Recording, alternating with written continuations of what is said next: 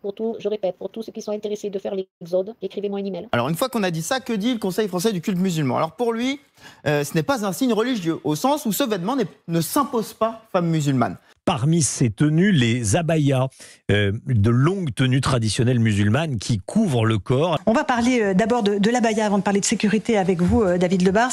Mais la connotation religieuse du vêtement, elle est très très marquée. Je vais vous montrer ça, différents exemples.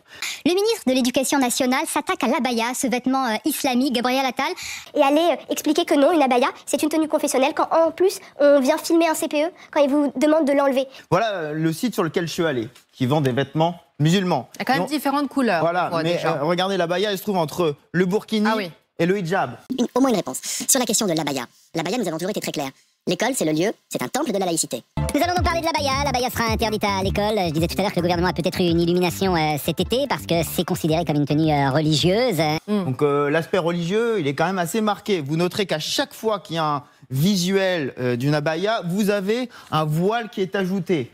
Quand les élèves arrivent avec cette abaya et qu'elles ont, je le répète, un voile devant le lycée et qu'elles l'enlèvent ou devant le collège et qu'elles mettent cette grande robe, vous pensez que c'est quoi? C'est évidemment la volonté de vouloir montrer une appartenance religieuse. Vous portez l'abaya Écoutez, je l'ai porté tout l'été. C'est parce que par goût pour cette tenue? Est-ce que c'est parce que vous êtes musulmane et que cela vous semble correspondre à un choix religieux? Je vous montre une autre photo des femmes qui portent l'abaya. On est aux Émirats Arabes Unis, donc c'est un vêtement qui est préconisé dans les pays où l'islam le plus rigoriste est imposé.